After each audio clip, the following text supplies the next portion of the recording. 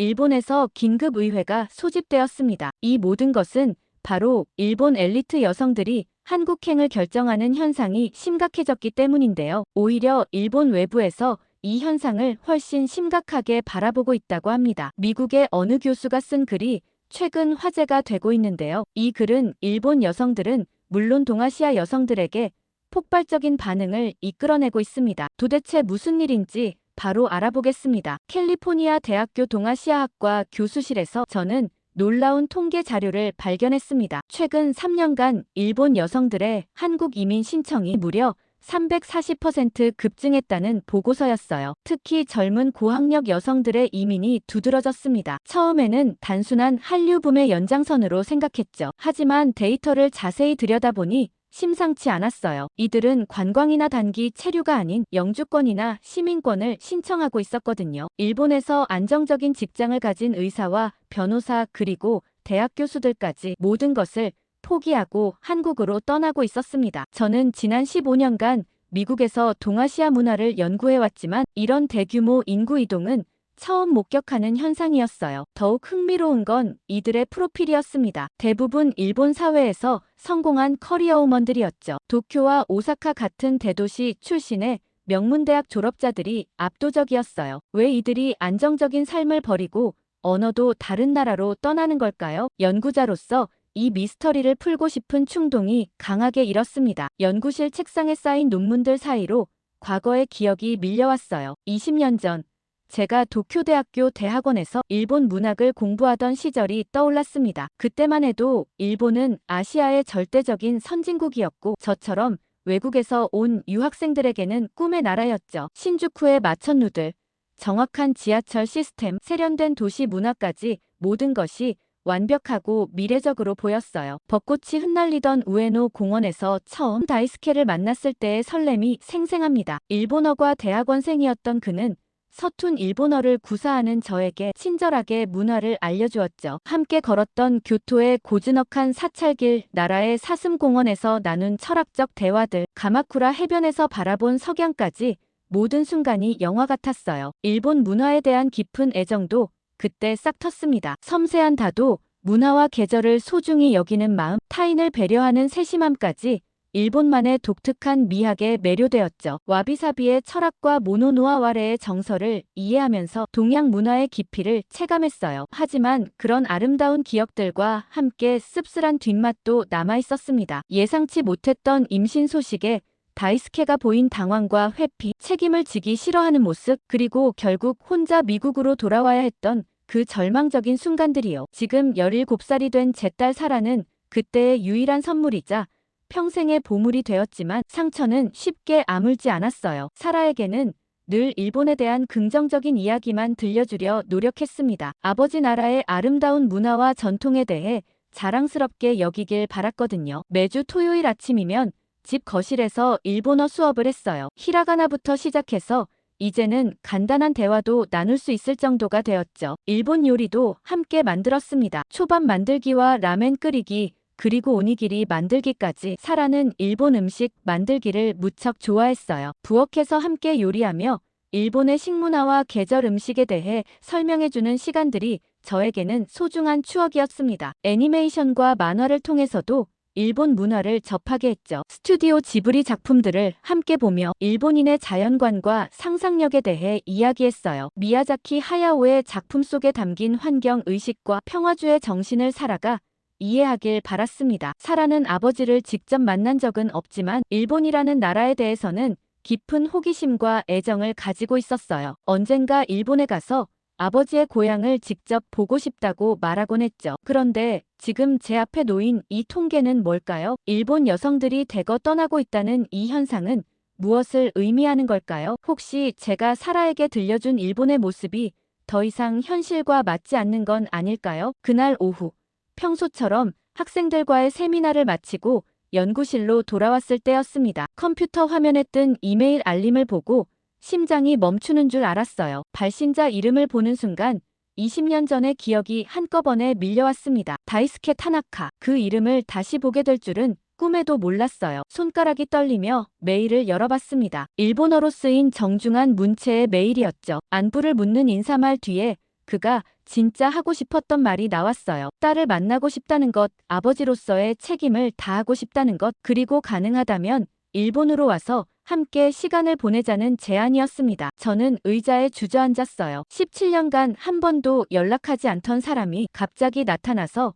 아버지 행세를 하겠다니요. 분노가 치밀어 올랐습니다. 사라가 아픈 열을 앓을 때, 첫 번째 생일을 맞을 때, 학교에서 아버지에 대해 물어올 때 그는 어디에 있었을까요? 혼자서 모든 것을 감당해야 했던 그 힘든 시간들을 그는 알고나 있을까요? 메일을 다시 읽어보니 더욱 화가 났어요. 마치 자신이 대단한 호의를 베푸는 것처럼 쓰여 있었거든요. 일본에서의 비용은 자신이 모두 부담하겠다고, 사라에게 일본 문화를 직접 보여주고 싶다고, 늦었지만 아버지 역할을 하고 싶다고 했습니다. 하지만 정작 사라의 마음이나 제 감정에 대한 배려는 전혀 없었어요. 처음에는 단호히 거절하려 했습니다. 삭제 버튼을 누르려던 순간 문득 사라의 얼굴이 떠올랐어요. 아버지에 대해 궁금해하던 사라의 눈빛, 일본에 가고 싶다고 말했던 사라의 목소리가 귓가에 맴돌았습니다. 과연 제가 사라의 뿌리를 찾을 기회를 막을 권리가 있을까요? 또한 최근 연구하고 있던 일본 여성들의 한국 이민 현상도 떠올랐어요. 이 기이한 현상의 배경을 이해하려면 현재 일본 사회의 실상을 직접 확인해 볼 필요가 있었습니다. 학자로서의 호기심과 개인적인 문제가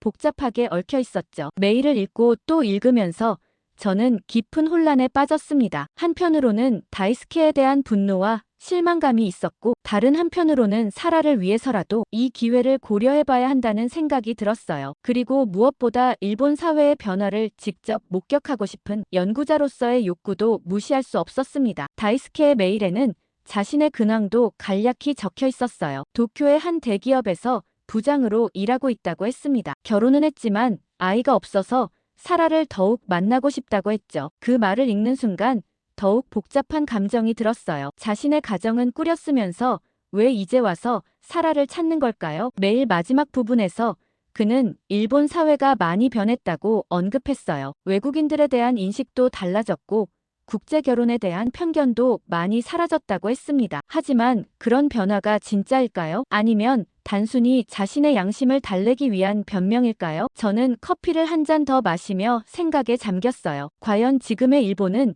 20년 전과 얼마나 달라졌을까요? 일본 여성들이 대거 한국으로 떠나는 현상과 일본 사회의 변화 사이에는 어떤 연관성이 있을까요? 이런 질문들이 머릿속을 맴돌았습니다. 무엇보다 사라의 입장에서 생각해봐야 했어요. 17살인 사라에게 갑자기 아버지가 나타난다면 어떤 기분일까요? 기쁠까요? 아니면 당황스러울까요? 지금까지 아버지 없이도 잘 살아왔는데 굳이 복잡하게 만들 필요가 있을까요? 하지만 사라의 정체성을 생각하면 또 다른 고민이 생겼어요. 아시아계 혼혈로서 자신의 뿌리를 알 권리, 아버지와 아버지의 문화를 직접 경험할 기회를 제가 박탈할 수는 없었습니다. 그것은 사라의 선택이어야 했죠. 결국 그날 밤까지 답장을 보내지 못했습니다. 마음속 깊은 곳에서 올라오는 상처와 분노, 그리고 사라를 위한 모성애와 연구자로서의 호기심이 복잡하게 얽혀 있었어요. 이 결정이 우리 모녀의 삶을 어떻게 바꿀지 예상할 수 없었습니다. 며칠간 고민한 끝에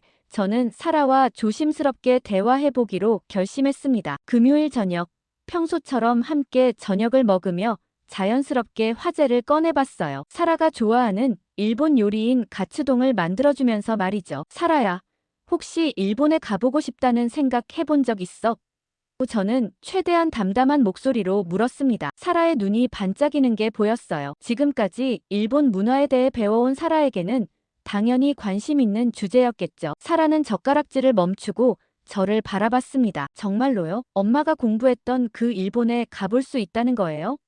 사라의 목소리에서 설렘이 느껴졌어요. 그동안 책과 영화로만 접했던 일본을 직접 볼 수 있다는 기대감이 역력했습니다. 저는 더 구체적으로 물어봤어요. 만약에 말이야, 내 일본인 아버지를 만날 기회가 생긴다면 어떨 것 같아? 이 질문에 사라의 표정이 순간 복잡해졌습니다. 지금까지 상상 속에서만 존재했던 아버지가 현실로 다가오는 순간이었죠. 사라는 한참 생각하더니 천천히 대답했어요. 솔직히 무서워요. 하지만 동시에 궁금하기도 해요. 저는 항상 아버지가 어떤 사람인지, 저와 닮은 점이 있는지 알고 싶었거든요. 17살 소녀의 솔직한 고백이었습니다. 아버지에 대한 그리움과 두려움이 공존하고 있었어요. 그때 사라가 더욱 진지한 표정으로 말을 이었습니다. 엄마, 저는 제가 누구인지 알고 싶어요. 학교에서 다른 친구들은 모두 자신의 뿌리에 대해 확실히 알고 있는데 저만 아버지 쪽 이야기가 비어있는 것 같아서요. 사라의 말에서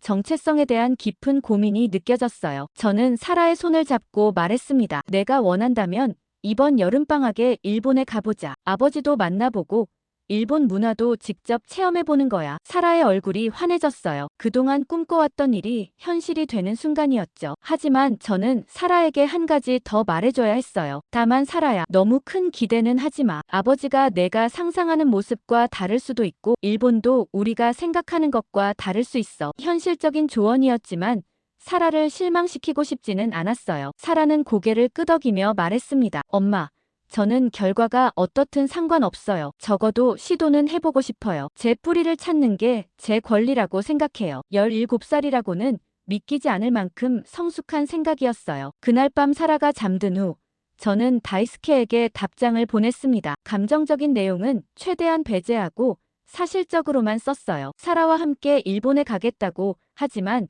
이것이 지속적인 관계를 의미하는 것은 아니라고 명확히 했습니다. 동시에 저는 이번 여행을 연구 기회로도 활용하기로 결심했어요. 일본 여성들의 한국 이민 현상을 직접 조사해 볼 수 있는 절호의 기회였거든요. 대학교에 연구 출장 신청을 했고 일본 체류 기간 동안 인터뷰할 수 있는 사람들을 미리 연락해 봤습니다. 도쿄대학교 시절 지도 교수님께도 연락을 드렸어요. 20년 만의 연락이었지만 교수님은 반갑게 맞아주셨습니다. 현재 일본 사회의 변화에 대해 이야기해 볼 수 있을 것 같았어요. 특히 젊은 여성들의 의식 변화에 대해서 많은 것을 들을 수 있을 거라 기대했습니다. 항공편 예약을 하면서도 마음이 복잡했어요. 설렘과 걱정이 교차했습니다. 사라에게는 아버지와의 첫 만남이고 저에게는 20년 만의 일본 재방문이었으니까요. 그동안 일본이 얼마나 변했을지, 다이스케는 어떤 모습일지, 그리고 무엇보다 사라가 이 경험을 어떻게 받아들일지 궁금했어요. 출국 준비를 하면서 저는 사라에게 일본 예절과 문화에 대해 더 자세히 가르쳐줬습니다. 인사하는 방법, 선물을 주고받는 예의, 음식을 먹을 때 지켜야 할 매너까지 꼼꼼히 알려줬어요. 사라는 열심히 배웠고 일본어 실력도 늘려가려고 노력했습니다. 여행 가방을 싸면서도 마음 한구석이 무거웠어요. 이번 여행이 우리 모녀에게 어떤 의미가 될지 예측할 수 없었거든요. 하지만 사라의 뿌리를 찾아주는 것이 어머니로서의 책임이라고 생각했습니다. 그리고 연구자로서도 현재 일본 사회를 직접 관찰할 수 있는 소중한 기회였어요. 7월 15일 아침, 일본행 비행기에 오르는 순간 제 마음은 복잡했습니다. 사라는 창가 자리에 앉아 설렘을 감추지 못하고 있었어요. 처음 타보는 국제선 장거리 비행이었고 무엇보다 아버지의 나라로 가는 여행이었으니까요. 반면 저는 20년 전의 기억들이 파도처럼 밀려오면서 긴장감을 숨길 수 없었습니다. 비행기가 이륙하자 사라는 연신 창밖을 내다보며 신기해했어요. 구름 위로 올라가는 순간 감탄하는 모습이 17살답게 순수했습니다. 저는 그런 사라를 보며 잠깐이나마 미소를 지을 수 있었어요. 어떤 결과가 기다리고 있든 적어도 사라에게는 소중한 경험이 될 거라는 생각이 들었거든요. 사라가 일본이 정말 어떤 곳일지 궁금해하며 저에게 물었습니다. 저는 잠깐 머뭇거렸어요. 20년 전 제가 경험했던 일본과 지금의 일본이 같을까요? 그때는 모든 것이 신선하고 아름다워 보였지만 지금 돌아보면 그것이 외국인 유학생이 본 피상적인 모습이었을 수도 있었거든요. 예전에 제가 있었을 때와는 많이 달라졌을 거라고, 하지만 여전히 아름다운 곳일 거라고 신중하게 대답했습니다. 사라에게 너무 큰 기대를 심어주고 싶지도, 그렇다고 부정적인 선입견을 주고 싶지도 않았어요. 사라는 가방에서 일본 여행 가이드북을 꺼냈습니다. 출국 전 몇 주 동안 도서관에서 빌려와 열심히 읽었던 책이었어요. 하라주쿠, 시부야, 아키하바라 같은 곳들이 정말 책에서 본 것처럼 신기할지 궁금해했습니다. 사라의 눈은 호기심으로 반짝였어요. 저는 사라가 펼쳐놓은 가이드북을 함께 들여다봤어요. 화려한 사진들과 함께 소개된 현대 일본의 모습들이었습니다. 패션의 거리 하라주쿠, 젊음의 상징 시부야, 오타쿠 문화의 메카 아키하바라까지. 하지만 이런 겉모습 뒤에 진짜 일본 사회의 모습은 어떨까요? 사라가 제가 유학했을 때 이런 곳들이 어땠는지 궁금해했습니다. 저는 20년 전의 기억을 되짚어봤어요. 그때도 이런 장소들은 활기찼지만 지금처럼 전 세계에 알려진 관광 명소는 아니었죠. 한류나 일본 대중문화의 세계적 확산도 지금만큼은 아니었고요. 그때는 지금보다 조용했을 거라고, 외국인 관광객도 지금보다 훨씬 적었다고 차분히 설명했습니다. 하지만 관광지보다는 일본 사람들의 일상을 더 자세히 보면 좋겠다고 조언했어요. 진짜 일본 문화는 그런 곳에서 느낄 수 있다고 말했습니다. 사라는 고개를 끄덕이며 아버지는 어떤 분일지, 저와 비슷한 점이 있을지 궁금해했어요. 이 질문에 저는 할 말을 잃었습니다. 다이스케에 대한 기억은 대부분 20년 전의 것이었고 그마저도 상처와 실망으로 얼룩져 있었거든요. 시간이 많이 흘렀으니까 많이 변했을 거라고 애매하게 대답할 수밖에 없었어요. 사라에게 아버지에 대한 부정적인 선입견을 주고 싶지 않았지만 그렇다고 거짓 희망을 심어주고 싶지도 않았습니다. 비행기 기내식이 나왔을 때 사라는 처음 먹어보는 일본 스타일 기내식에 흥미로워했어요. 이게 진짜 일본 음식인지 물으며 테리야키 치킨과 초밥을 보며 신기해했습니다. 저는 웃으며 기내식은 좀 다르다고, 일본에 가면 진짜 맛있는 음식들을 많이 먹어볼 수 있을 거라고 말했어요. 하지만 제 마음 한편으로는 걱정이 계속 자라고 있었어요. 다이스케는 과연 어떤 모습으로 우리를 맞이할까요? 20년간 연락 한 번 없던 사람이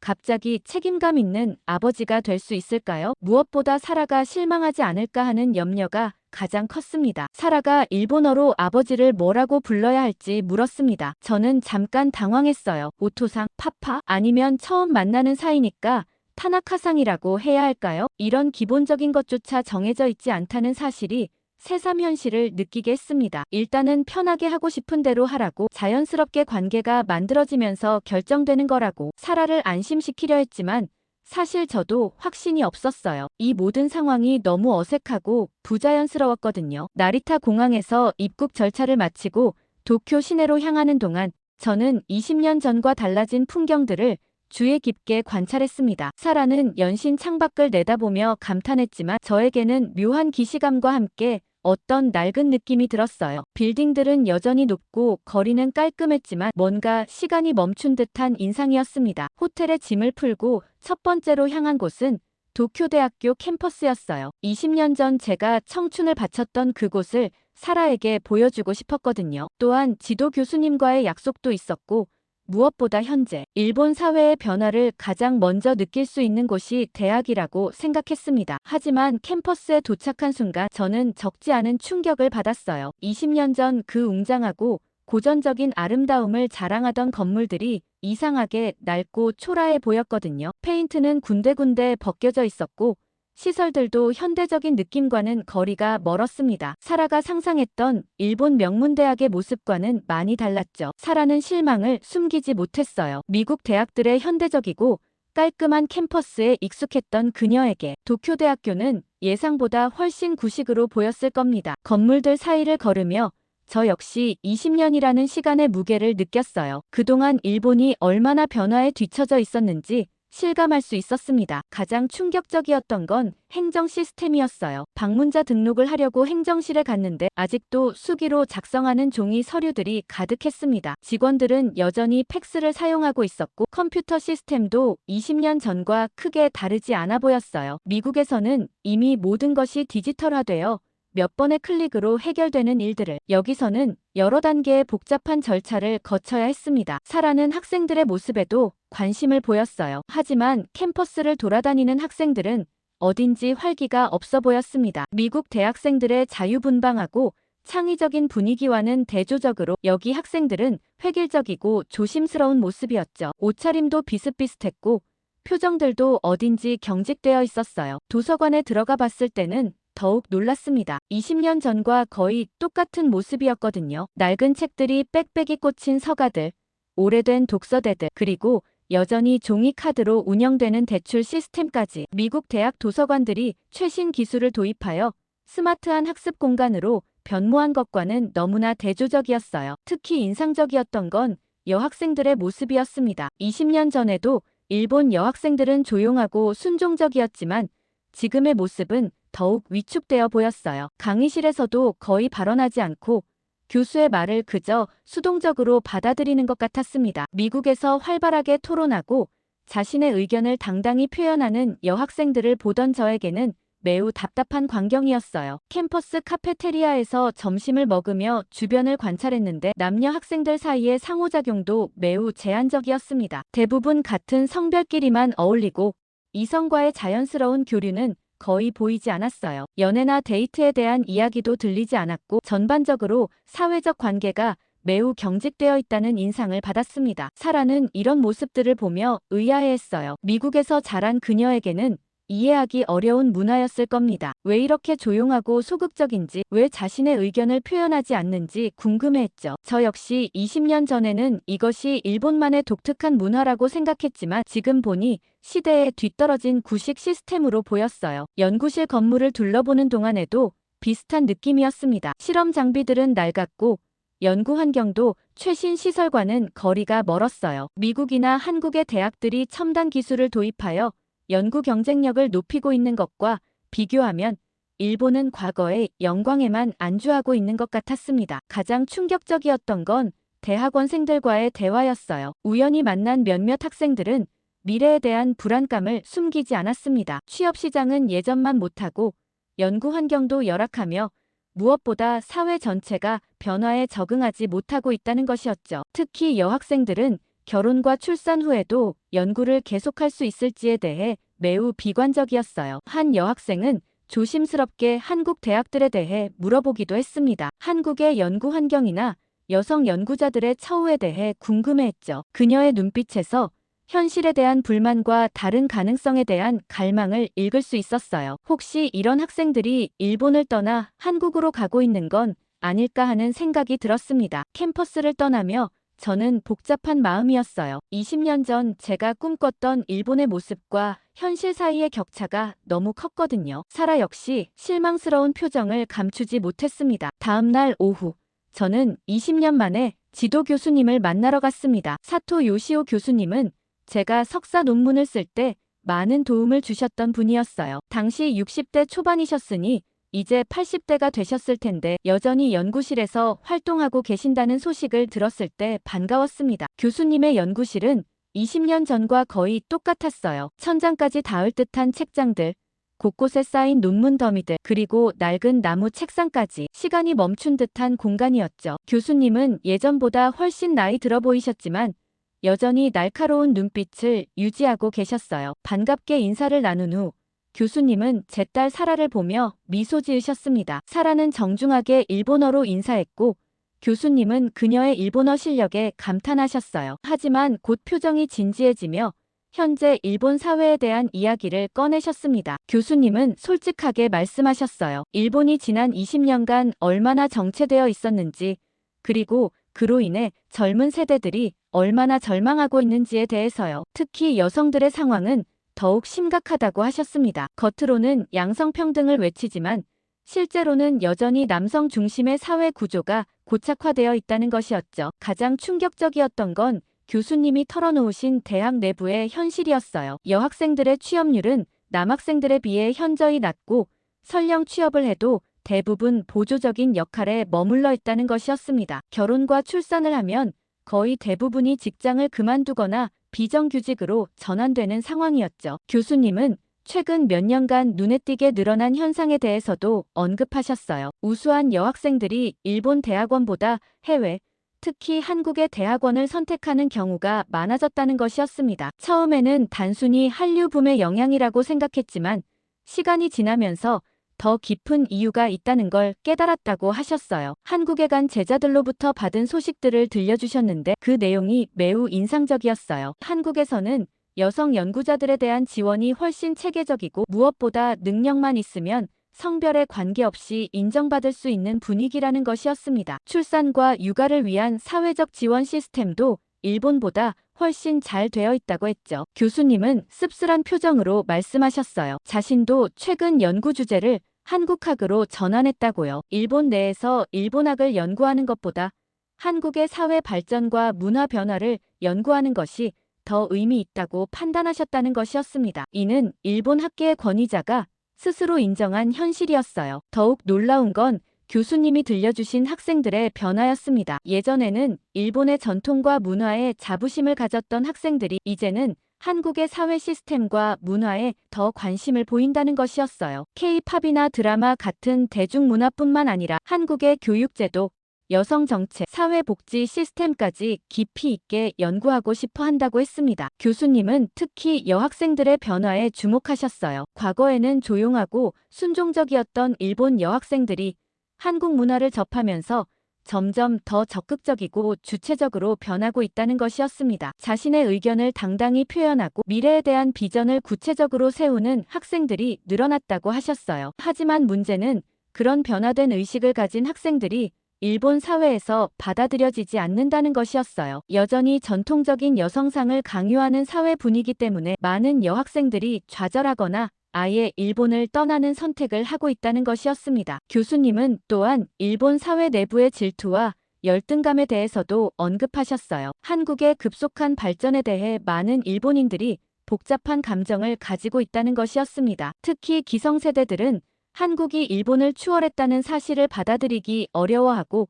이런 감정이 사회 전반에 부정적인 영향을 미치고 있다고 하셨어요. 젊은 세대들은 오히려 한국의 성공을 인정하고 배우려 하지만 기성세대의 저항으로 인해 사회 변화가 더디게 진행되고 있다는 것이 교수님의 진단이었습니다. 이런 세대 갈등이 특히 여성들에게 더 큰 부담으로 작용하고 있다고 하셨어요. 교수님은 마지막으로 충격적인 통계를 알려주셨어요. 최근 3년간 일본 여성들의 한국 이민 신청이 급증했을 뿐만 아니라 한국 남성과의 국제결혼도 크게 늘어났다는 것이었습니다. 이는 단순한 한류붐을 넘어서 일본 사회에 대한 근본적인 불신과 다른 삶에 대한 갈망의 표현이라고 해석하셨어요. 연구실을 떠나며 저는 깊은 충격에 빠졌습니다. 20년 전 제가 동경했던 일본이 이렇게 변했다니, 아니, 오히려 변하지 못했기 때문에 문제가 된 것일까요? 사라도 교수님의 말씀을 들으며 많은 것을 생각하는 것 같았어요. 교수님과의 만남을 마치고 사라와 함께 대학 근처의 작은 카페에 앉았습니다. 사라는 아이스 라테를 주문했고 저는 따뜻한 녹차를 시켰어요. 조용한 카페 분위기 속에서 사라는 한참 생각에 잠겨 있었습니다. 교수님의 말씀이 17살 소녀에게는 꽤 충격적이었을 거예요. 사라가 먼저 입을 열었습니다. 방금 들은 이야기들이 정말인지, 일본이 정말로 한국을 질투하는지 궁금해했어요. 미국에서 자란 사라에게는 아시아 국가들 간의 이런 복잡한 감정이 이해하기 어려웠을 겁니다. 특히 자신의 아버지 나라가 다른 나라를 질투한다는 것은 받아들이기 힘든 현실이었겠죠. 저는 어떻게 설명해야 할지 고민했어요. 사라에게 너무 복잡한 역사적 배경이나 정치적 상황을 설명하고 싶지는 않았지만 그렇다고 현실을 왜곡해서 말할 수도 없었습니다. 결국 가능한 한 객관적으로, 하지만 사라가 이해할 수 있는 수준에서 설명하기로 했어요. 일본과 한국은 오랫동안 복잡한 관계를 유지해왔다고 말했습니다. 과거 일본이 한국보다 앞서 있던 시절이 있었지만 최근 몇십 년간 한국이 급속하게 발전하면서 상황이 바뀌었다고 설명했어요. 이런 변화를 받아들이기 어려워하는 일본인들이 있다는 것도 솔직하게 이야기했습니다. 사라는 그럼 한국이 정말 일본보다 더 좋은 나라인지 물었어요. 이 질문에 저는 잠시 말을 잃었습니다. 좋다는 것의 기준이 무엇인지에 따라 답이 달라질 수 있었거든요. 하지만 적어도 여성들에게는 한국이 더 많은 기회와 자유를 제공하는 것 같다고 조심스럽게 답했어요. 사라가 자신의 정체성에 대해 고민하기 시작했습니다. 일본인 아버지와 미국인 어머니 사이에서 태어난 자신이 어느 나라에 속해야 하는지, 어떤 문화를 더 소중히 여겨야 하는지 혼란스러워했어요. 특히 일본에 대해 가졌던 긍정적인 이미지가 흔들리면서 더욱 혼란스러워하는 것 같았습니다. 저는 사라의 손을 잡고 말했어요. 어떤 나라든 완벽한 곳은 없다고. 중요한 건 자신이 어떤 가치를 추구하며 살고 싶은지를 아는 것이라고요. 사라는 일본인의 피를 받았지만 그것이 일본의 모든 것을 받아들여야 한다는 의미는 아니라고 설명했습니다. 하지만 사라의 고민은 여기서 끝나지 않았어요. 내일 만날 아버지에 대한 걱정도 커지고 있었습니다. 만약 아버지가 교수님이 말씀하신 것처럼 전통적인 일본 남성이라면 어떨지, 자신을 어떻게 바라볼지 불안해했어요. 미국에서 자유롭게 자란 자신을 아버지가 이해할 수 있을지, 의문이라고 했습니다. 저 역시 같은 걱정을 하고 있었어요. 다이스케가 20년 전과 얼마나 달라졌을지, 그리고 사라를 어떤 시선으로 바라볼지 예측할 수 없었거든요. 혹시 그가 전통적인 일본 여성상을 사라에게 강요하지는 않을까 하는 우려도 있었습니다. 사라는 또 다른 질문을 했어요. 만약 아버지가 자신을 일본으로 데려가려고 한다면 어떻게 해야 할지 물었습니다. 이 질문을 듣는 순간 제 심장이 두근거렸어요. 혹시 다이스케가 그런 의도를 가지고 있는 건 아닐까 하는 불안감이 들었거든요. 저는 사라에게 단호하게 말했습니다. 그런 일은 절대 일어나지 않을 거라고. 설령 그런 상황이 온다 하더라도 사라의 의사가 가장 중요하다고요. 사라는 17살이고 자신의 미래를 스스로 결정할 권리가 있다고 강조했어요. 카페 창밖으로 일본의 일상 풍경이 보였습니다. 정장을 입고 급하게 걸어가는 직장인들, 교복을 입은 학생들, 그리고 조용히 대화를 나누는 사람들까지. 겉으로는 평화로워 보이지만 그 안에 숨겨진 갈등과 좌절을 생각하니 마음이 무거웠어요. 사라가 한국에 대해서도 궁금해했습니다. 정말로 일본보다 여성들에게 더 좋은 곳인지, 그래서 일본 여성들이 한국으로 떠나는 것인지 물었어요. 저는 솔직히 잘 모르겠다고 답했습니다. 한국에 대한 제 지식은 대부분 책이나 논문을 통한 것이었고 직접 경험해 본 적은 없었거든요. 하지만 적어도 변화에 대한 의지는 한국이 더 강한 것 같다고 말했어요. 일본이 과거의 성공에 안주하며 변화를 거부하는 동안 한국은 끊임없이 변화하고 발전하려 노력하고 있다는 인상을 받았다고 했습니다. 사라는 그럼 우리도 한국에 가볼 수 있는지 물었어요. 이번 일본 여행이 끝나면 한국도 방문해서 직접 비교해보고 싶다고 했습니다. 저는 그 제안에 흥미를 느꼈어요. 연구자로서도 어머니로서도 한국의 실상을 직접 확인해보는 것이 의미 있을 것 같았거든요. 카페에서 나오며 사라가 마지막으로 한 말이 인상적이었어요. 자신이 일본인의 피를 받았다고 해서 일본의 문제점까지 받아들일 필요는 없다는 것, 그리고 더 나은 삶을 추구할 권리가 있다는 것을 깨달았다고 했습니다. 17살 소녀의 입에서 나온 말이라고는 믿기 어려울 정도로 성숙한 생각이었어요. 저는 사라의 그런 모습을 보며 자랑스러우면서도 안타까웠습니다. 아직 아버지도 만나보지 못했는데 벌써 이런 깊은 고민을 해야 하는 현실이 안타까웠어요. 하지만 동시에 사라가 자신만의 가치관을 확립해 나가는 모습이 대견하기도 했습니다. 다이스케와의 만남을 하루 앞둔 날, 저와 사라는 도쿄의 일상을 직접 체험해 보기로 했습니다. 관광지가 아닌 일반적인 일본인들의 생활을 느껴보고 싶었거든요. 하지만 하루 종일 돌아다니면서 느낀 것은 예상보다 훨씬 많은 불편함과 답답함이었어요. 아침 일찍 호텔에서 나와 지하철을 이용해 시부야로 향했습니다. 출근 시간대였는데 지하철 안의 분위기가 너무나 경직되어 있었어요. 사람들은 모두 조용히 고개를 숙이고 있었고 대화하는 사람은 거의 없었습니다. 미국에서는 지하철에서도 자연스럽게 대화하고 웃음소리가 들리는데 여기서는 마치 도서관 같은 침묵이 흘렀어요. 더욱 놀라운 건 사람들의 획일적인 모습이었습니다. 남성들은 거의 모두 검은색이나 회색 정장에 검은 가방을 들고 있었고 여성들도 비슷비슷한 옷차림이었어요. 개성이나 창의성을 찾아보기 어려웠습니다. 사라는 이런 모습을 보며 왜 모든 사람이 똑같은 옷을 입는지 궁금해했어요. 지하철역에서 길을 찾는 것도 쉽지 않았습니다. 안내판은 대부분 일본어로만 되어 있었고 영어 표기가 있어도 매우 작게 쓰여 있었어요. 20년 전에는 이런 것이 당연하다고 생각했지만 지금 보니 외국인에 대한 배려가 많이 부족하다는 생각이 들었습니다. 한국이나 다른 아시아 국가들이 외국인 관광객을 위한 인프라를 대폭 개선한 것과 비교하면 일본은 여전히 과거에 머물러 있는 것 같았어요. 시부야에서 점심을 먹으려고 식당을 찾았는데 여기서도 문제가 생겼습니다. 대부분의 식당이 메뉴판을 일본어로만 제공했고 직원들도 영어를 거의 하지 못했어요. 사라가 일본어로 주문하려 했지만 발음이 완벽하지 않다는 이유로 직원이 당황하며 제대로 이해하지 못하는 모습을 보였습니다. 결국 한 작은 라멘집에 들어갔는데 거기서 더욱 불편한 경험을 했어요. 사라와 함께 들어가자 다른 손님들이 노골적으로 쳐다보는 것이었습니다. 혼혈인 사라의 외모가 눈에 띄었나 봐요. 그런 시선들이 사라를 위축시켰고 저 역시 불편했습니다. 식사 후 쇼핑을 하러 백화점에 갔는데 여기서도 비슷한 경험을 했어요. 직원들은 표면적으로는 친절했지만 외국인이라는 이유로 묘한 거리감을 유지했습니다. 특히 사라가 뭔가를 만져보려 할 때마다 직원이 급하게 다가와서 제지하는 모습이 불쾌했어요. 가장 충격적이었던 건 공공시설에서의 경험이었습니다. 구청에 관광 정보를 문의하러 갔는데 직원들이 영어로 대화하는 것을 매우 부담스러워했어요. 간단한 질문인데도 여러 명이 모여서 상의하고 결국 제대로 된 답변을 얻지 못했습니다. 행정 시스템의 국제화가 전혀 이루어지지 않았다는 인상을 받았어요. 오후에는 공원에 가서 휴식을 취했는데 여기서 일본 사회의 또 다른 단면을 보게 되었습니다. 아이들을 데리고 나온 부모들을 관찰했는데 거의 모든 경우가 어머니들이었어요. 아버지와 함께 나온 아이들은 거의 보이지 않았습니다. 평일 오후라는 점을 감안해도 육아에 대한 성역할이 너무나 고착화되어 있다는 느낌이었어요. 공원에서 만난 젊은 어머니와 잠깐 대화를 나누게 되었는데 그녀의 이야기가 인상적이었습니다. 결혼 전에는 회사에서 일했지만 아이를 낳고 나서는 어쩔 수 없이 그만두게 되었다고 했어요. 남편은 매일 늦게 들어오고 육아는 전적으로 자신의 몫이라고 했습니다. 그녀의 표정에서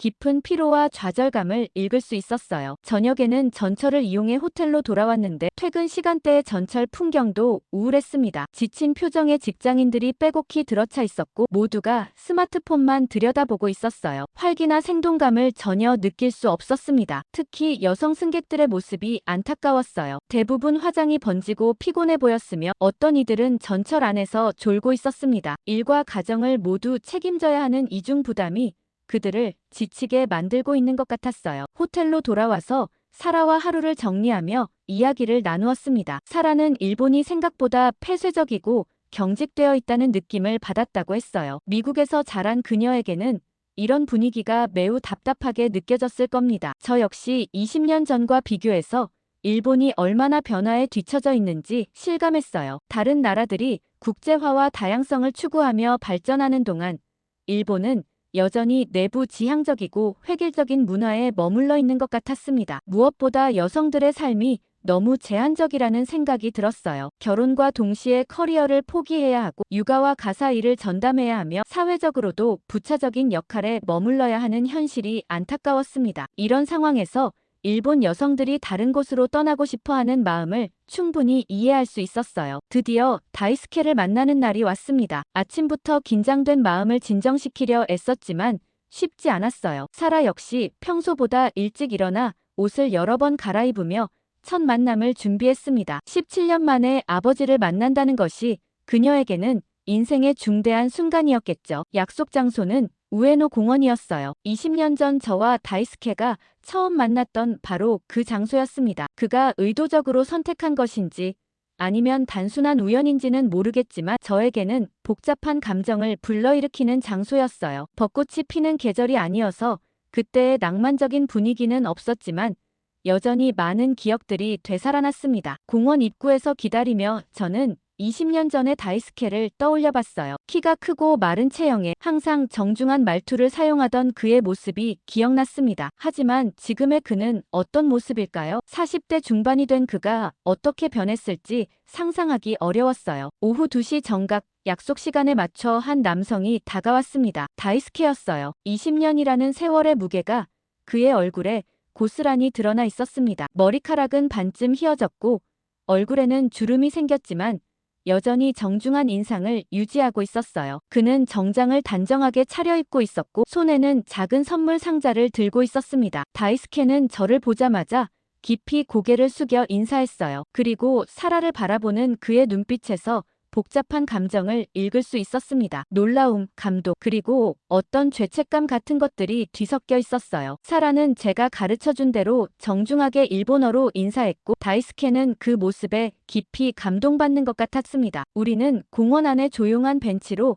자리를 옮겼어요. 다이스케는 사라에게 준비해온 선물을 건넸습니다. 일본 전통 인형과 몇 권의 일본 문학책이었어요. 사라는 고맙다며 선물을 받았지만 어색함을 감추지 못했습니다. 17년간 부재했던 아버지와의 첫 만남이 어색한 것은 당연했겠죠. 다이스케는 사라에게 많은 질문을 했어요. 학교 생활은 어떤지, 무엇을 좋아하는지, 장래 희망은 무엇인지 등등. 하지만 그의 질문들은 어딘지 형식적으로 느껴졌습니다. 진정으로 사라를 이해하려는 것보다는 아버지로서의 의무를 다하려는 모습처럼 보였어요. 사라는 처음에는 조심스럽게 답변했지만 점차 자신의 이야기를 털어놓기 시작했어요. 미국에서의 생활, 친구들과의 관계, 그리고 자신의 꿈에 대해 이야기했습니다. 하지만 다이스케의 반응은 예상과 달랐어요. 사라가 미국식 교육을 받았다는 것에 대해 약간의 우려를 표현했거든요. 특히 사라가 장래에 정치학을 공부하고 싶다고 말했을 때 다이스케는 여자가 그런 분야에서 일하는 것이 쉽지 않을 거라며 다른 진로를 고려해보라고 조언했어요. 그 순간 저는 다이스케가 여전히 전통적인 일본 남성의 사고방식을 가지고 있다는 것을 깨달았습니다. 1시간 정도 대화를 나눈 후 다이스케는 갑자기 본론을 꺼냈어요. 사라가 일본에 와서 함께 살면 어떨지 제안한 것입니다. 자신이 좋은 학교에 보내줄 수 있고 일본 문화를 제대로 배울 수 있게 해주겠다고 했어요. 그리고 일본 여성으로서의 올바른 교육을 받을 수 있을 거라고 덧붙였습니다. 저는 그 말을 듣는 순간 분노가 치밀어 올랐어요. 17년간 한 번도 연락하지 않던 사람이 갑자기 나타나서 사라를 데려가겠다고 하다니요. 더욱이 일본 여성으로서의 올바른 교육이라는 표현에서 그의 구시대적 사고방식이 그대로 드러났습니다. 사라 역시 당황한 기색이 역력했어요. 갑작스러운 제안에 어떻게 반응해야 할지 모르는 것 같았습니다. 저는 사라를 보호해야 한다는 모성 본능이 발동했고 다이스케에게 단호하게 말했어요. 그런 일은 절대 있을 수 없다고. 사라는 미국에서 자신의 삶을 살 권리가 있다고 말했습니다. 하지만 다이스케는 포기하지 않았어요. 사라가 일본인의 피를 받았으니 일본에서 살아야 한다고. 그래야 진정한 정체성을 찾을 수 있다고 주장했습니다. 또한 미국에서는 동양인으로서 한계가 있을 거라며 일본에서라면 더 좋은 기회를 가질 수 있다고 설득하려 했어요. 그의 말을 들으며 저는 20년 전 그가 책임을 회피했던 모습이 떠올랐어요. 그때도 자신의 편의에 따라 행동했고 지금도 마찬가지였습니다. 사라의 진정한 행복이나 의견보다는 자신의 아버지로서의 체면이나 만족감을 우선시하는 것 같았어요. 사라는 조용히 듣고 있다가 자신의 의견을 표현했어요. 아버지를 만날 수 있어서 기쁘지만 갑자기 일본으로 와서 살자는 제안은 받아들이기 어렵다고 했습니다. 자신은 미국에서 태어나고 자랐으며 그곳이 자신의 진짜 고향이라고 말했어요. 다이스케는 사라의 거절에 실망한 기색을 보였지만 강요하지는 않았어요. 대신 시간을 두고 생각해보라고, 언제든 마음이 바뀌면 연락하라고 했습니다. 그리고 정기적으로 연락을 주고받으며 관계를 유지하고 싶다고 제안했어요. 공원을 떠나며 저는 복잡한 감정에 휩싸였습니다. 한편으로는 다이스케가 사라에게 관심을 보인다는 것이 다행이었지만 다른 한편으로는 그의 구시대적 사고방식이 걱정스러웠어요. 과연 이런 만남이 사라에게 도움이 될지 의문이 들었습니다. 공원을 떠나 호텔로 돌아가는 길, 저의 마음속에서는 분노가 점점 커져갔습니다. 다이스케와의 만남이 끝난 후에도 그의 말들이 계속 머릿속에서 맴돌았어요. 특히 일본 여성으로서의 올바른 교육이라는 표현이 귓가에서 떠나지 않았습니다. 17년간 사라를 혼자 키우며 겪었던 모든 어려움들이 한꺼번에 떠올랐어요. 사라는 택시 안에서 조용했습니다. 첫 만남에 대한 실망감이 그녀의 표정에 고스란히 드러나 있었어요. 아마도 상상했던 아버지와 실제 만난 아버지 사이의 간극이 너무 컸을 겁니다. 저 역시 사라가 상처받을까봐 말을 걸기가 어려웠어요. 호텔방에 도착하자마자 저는 더 이상 참을 수 없었습니다. 20년 동안 쌓여온 감정들이 폭발할 것 같았어요. 사라가 샤워를 하러 간 사이 저는 혼자 발코니에 나가서 도쿄의 야경을 바라보며 생각에 잠겼습니다. 다이스케의 무책임한 태도가 가장 화가 났어요. 17년간 단 한 번의 연락도 없던 사람이 갑자기 나타나서 아버지 행세를 하려 한다니요. 사라가 아픈 열을 앓을 때, 첫 걸음마를 뗄 때, 학교에서 상을 받을 때 그는 어디에 있었을까요? 모든 중요한 순간들을 저 혼자 감당해야 했는데 이제 와서 아버지로서의 권리를 주장한다는 것이 받아들일 수 없었어요. 더욱 화가 나는 건 그의 구시대적인 사고방식이었습니다. 사라를 일본으로 데려와서 올바른 일본 여성으로 키우겠다는 발상 자체가 시대착 오적이었어요. 21세기에 살고 있는 17살 소녀에게 1950년대식 여성관을 강요하려는 것이나 다름없었습니다. 사라가 샤워를 마치고 나왔을 때 저는 그녀와 솔직한 대화를 나누기로 했어요. 사라는 침대에 앉아 머리를 말리며 오늘 만남에 대한 소감을 물었습니다. 저는 최대한 냉정하게 상황을 정리해서 설명했어요. 사라 역시 아버지에 대해 실망했다고 털어놓았습니다. 상상 속의 아버지는 더 이해심 많고 현대적인 사람이었는데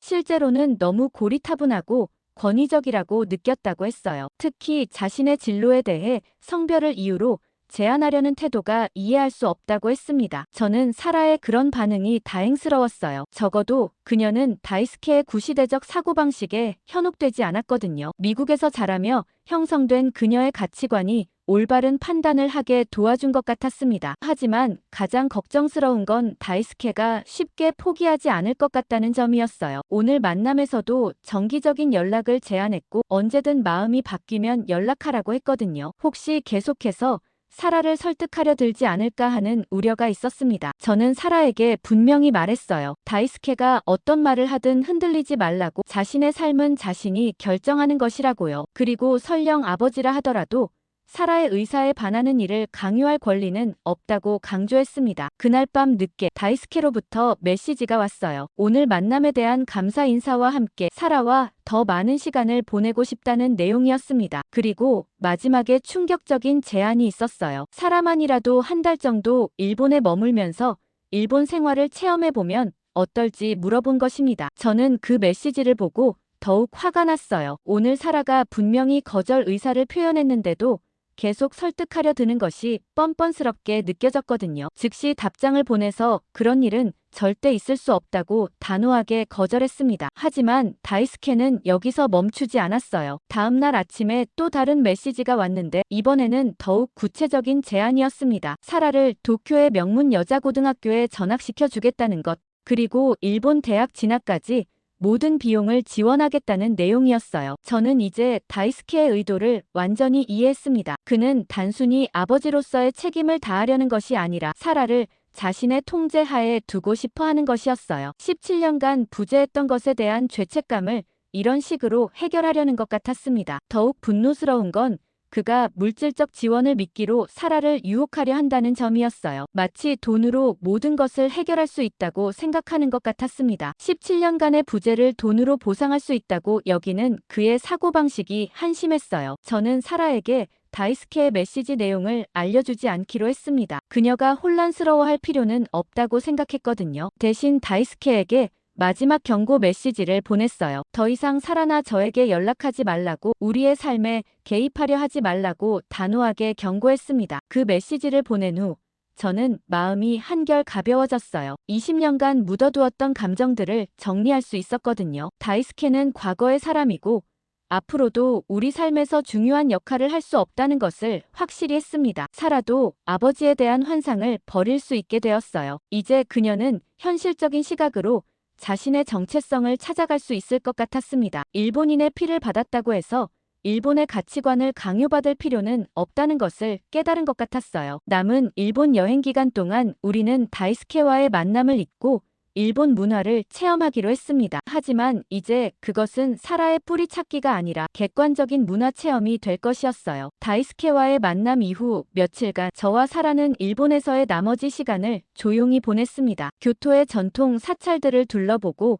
나라의 사슴공원을 방문하기도 했지만 어딘지 마음이 무거웠어요. 아버지와의 만남이 기대했던 것과 너무 달랐기 때문일 겁니다. 그러던 중 사토 교수님으로부터 연락이 왔습니다. 한국에서 열리는 동아시아 여성학 심포지엄에 참석해보라는 제안이었어요. 최근 일본 여성들의 한국 이민 현상도 주요 의제 중 하나라고 하셨습니다. 연구자로서는 놓칠 수 없는 기회였지만 무엇보다 사라와 함께 한국을 직접 체험해 볼 수 있는 좋은 기회라고 생각했어요. 사라에게 한국 방문 제안을 했을 때 그녀의 반응은 예상보다 적극적이었습니다. 일본에서의 경험을 통해 오히려 한국에 대한 호기심이 더 커진 것 같았어요. 교수님이 말씀하신 일본 여성들이 선택한 나라가 어떤 곳인지 직접 확인해 보고 싶다고 했습니다. 엄마, 정말 한국이 일본보다 여성들에게 더 좋은 나라일까요? 사라의 질문에 저는 솔직히 모르겠다고 답했어요. 하지만 적어도 직접 가서 확인해 볼 가치는 있다고 생각했습니다. 연구자로서의 호기심과 어머니로서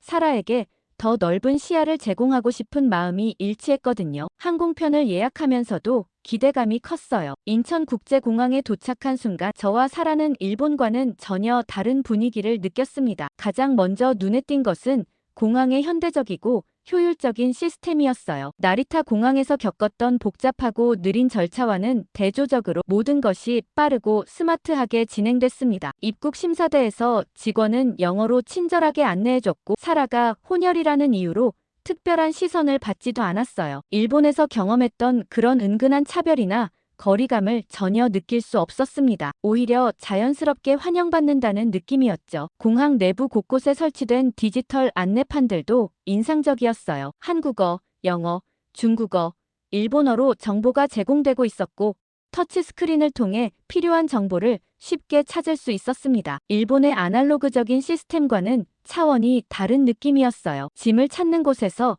작은 에피소드가 있었습니다. 사라의 캐리어 바퀴가 고장나서 끌기 어려워하고 있었는데 지나가던 한국인 남성이 자연스럽게 도움을 줬어요. 일본에서는 상상하기 어려운 일이었죠. 일본에서는 남에게 폐를 끼치지 않는 것이 미덕이라서 이런 자발적인 도움을 받기 어려웠거든요. 공항 철도를 타고 서울 시내로 향하면서 더욱 놀랐습니다. 지하철 시스템이 정말 잘 되어 있었어요. 안내방송은 여러 언어로 나왔고 역사 내부도 깔끔하고 현대적이었습니다. 무엇보다 승객들의 분위기가 활기차 보였어요. 일본의 지하철에서 느꼈던 그 침묵하고 경직된 분위기와는 달리 한국 지하철에서는 사람들이 자연스럽게 대화하고 있었어요. 젊은 사람들은 친구들과 웃으며 이야기하고 가족들은 화목하게 대화를 나누고 있었습니다. 전체적으로 생동감이 넘쳤어요. 특히 인상적이었던 건 여성들의 모습이었습니다. 일본에서 본 여성들과는 확연히 달랐어요. 더 당당하고 자신감 있어 보였습니다. 옷차림도 개성있고 다양했고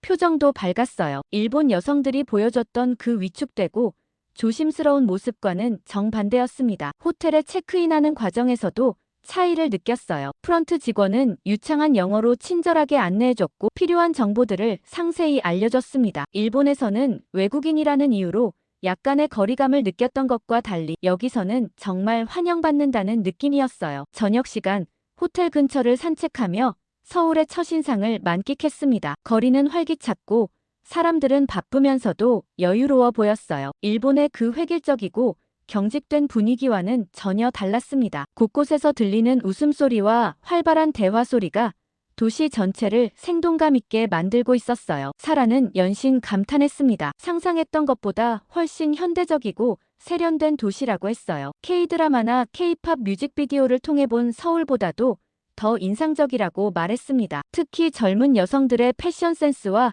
자신감 있는 모습에 감탄했어요. 저녁 식사를 위해 들어간 한 식당에서는 더욱 놀라운 경험을 했습니다. 직원들이 매우 친절했을 뿐만 아니라 외국인인 우리를 위해 메뉴를 자세히 설명해줬어요. 일본에서는 외국인이라는 이유로 약간 소외감을 느꼈던 것과 달리 여기서는 정말 환영받는 손님이 된 기분이었습니다. 음식이 나오는 동안 주변을 관찰해봤는데 식당 분위기도 매우 자유로웠어요. 가족들이 함께 와서 즐겁게 식사하는 모습, 친구들이 모여서 웃으며 대화하는 장면들이 일본과는 확연히 달랐습니다. 일본에서는 식당에서도 조용히 식사하는 것이 예의였는데 여기서는 식사 시간 자체가 소통과 화합의 시간인 것 같았어요. 특히 인상적이었던 건 여성들의 사회적 지위였습니다. 비즈니스 미팅을 하는 테이블을 보니 여성 임원으로 보이는 분이 회의를 주도하고 있었어요. 일본에서는 보기 어려운 광경이었죠. 남성들도 그녀의 의견을 존중하며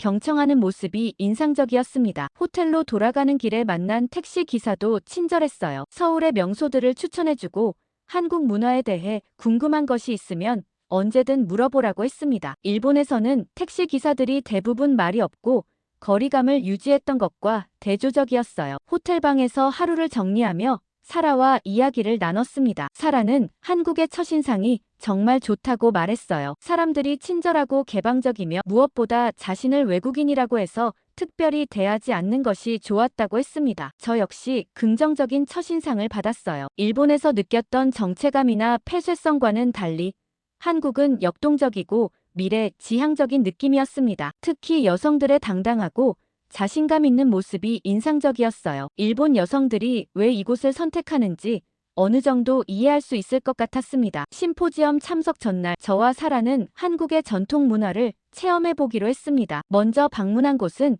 동대문 근처의 광장시장이었어요. 호텔 직원이 추천해준 곳으로 진짜 한국인들의 생활을 볼 수 있는 곳이라고 했습니다. 시장에 들어서자마자 활기찬 분위기에 압도되었어요. 일본의 전통시장과는 확연히 다른 모습이었습니다. 상인들의 큰 목소리, 손님들과의 활발한 흥정, 그리고 곳곳에서 들려오는 웃음소리까지 모든 것이 생동감으로 넘쳐났어요. 가장 인상적이었던 건 상인들의 태도였습니다. 외국인인 저희를 보고도 전혀 어색해하지 않고 오히려 더 친절하게 대해줬어요. 한 떡볶이 가게 아주머니는 사라가 어린 나이에 한국에 왔다며 특별히 달지 않게 만들어줬습니다. 일본에서는 상상하기 어려운 세심한 배려였어요. 빈대떡을 파는 아저씨는 직접 만드는 과정을 보여주며 재료에 대해 설명해줬습니다. 사라가 관심을 보이자 작은 샘플도 맛보게 해주더군요. 상업적인 관계를 넘어선 따뜻한 인간미를 느낄 수 있었어요. 사라는 시장의 자유롭고 개방적인 분위기를 매우 좋아했습니다. 일본에서는 모든 것이 정해진 규칙대로 진행되는 느낌이었는데 여기서는 더 인간적이고 융통성이 있다고 말했어요. 상인들과 손님들이 마치 오래된 친구처럼 자연스럽게 대화하는 모습이 인상적이라고 했습니다. 한복을 파는 상점에서 사라는 한복 체험을 해봤어요. 가게 사장님이 사라에게 어울리는 색깔과 디자인을 직접 골라주며 올바른 착용법까지 친절하게 가르쳐줬습니다. 사라가 한복을 입은 모습을 보니 정말 아름다워 보였어요. 일본의 기모노와는 다른 우아함이 있었습니다. 사장님은 한복의 역사와 의미에 대해서도 설명해줬어요. 여성의 품격과 지혜를 상징한다고, 그리고 현대적으로 재해석된 한복은 전통과 혁신이 조화를 이룬 결과라고 말했습니다. 사라는 그런 철학이 마음에 든다며 한복을 입고 사진을 여러 장 찍었어요. 오후에는 북촌 한옥마을을 방문했습니다. 전통 한옥들이 잘 보존되어 있으면서도